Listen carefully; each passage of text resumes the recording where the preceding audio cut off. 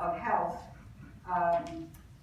building, including a visit to the morgue, the basement of Abu Kabir. This was in 1913, under his direction. He says other mistakes or bad things may happen here as in any forensic institute, as he rolled out a body from his refrigerated cubby. But these bodies, under my care, will be safe. It won't matter if they're Jewish bodies, Muslim bodies, Christian bodies, Israeli bodies, Palestinian bodies, foreign bodies, Russian bodies. There's only one body here, and they'll all be treated the same way. The body of the dead is not nothing. By the way, Kugel is not a progressive liberal. He is a Zionist to the core. So the important thing is also to understand these other moralities have morality. They aren't just, a dead body is not simply an evacuated object. Kugel substituted the word person very carefully for the bodies of the dead. He never used the word corpse. He never used the word cadaver. Dead bodies matter could have been his political slogan. The dead body was in his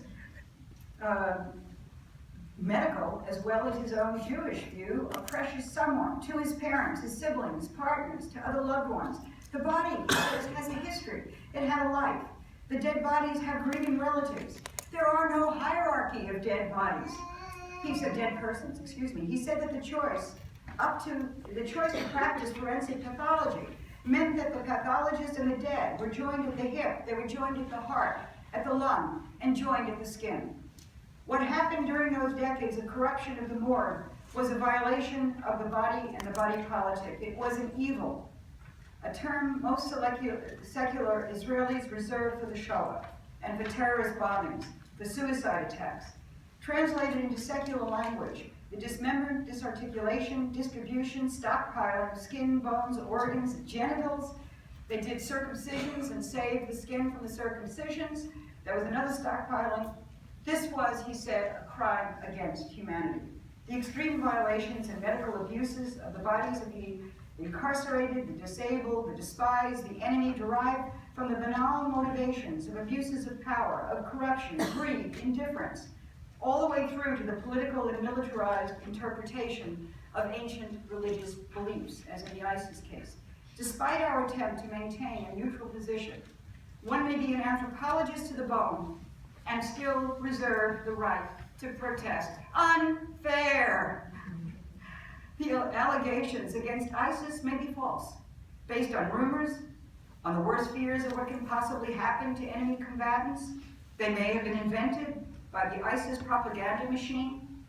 Nonetheless, similar crimes have happened during political conflicts in recent history. South Africa is my other example, where black bodies at the end of apartheid piled up and they were all also organs removed. My conclusion is meant to support Pope Francis's contested use of the words crimes against humanity in reference to human trafficking. Indeed, the plunder of dead bodies of the enemy is not only a war crime, not only a crime against humanity in which normative morality is suspended. It may signal a dangerous hour for humanity when, and in the words of one of my favorite authors of the Holocaust, Jan Gross of Princeton, in his book Neighbors, writing about the systematic butchery, torture, and burning alive of the numbers are contested, 1,000 or more Jewish men, women, and children in the Polish town of Zabwe in 1941 is a time, Gross says, when the devil enters history.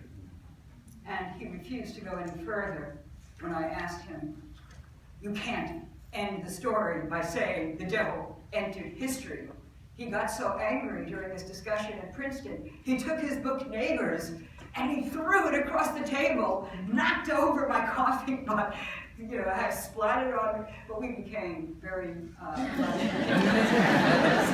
anyway, the end of this is that we can talk about the personification and the situations of evil and skilled anthropologists, historians, social scientists. Thank you.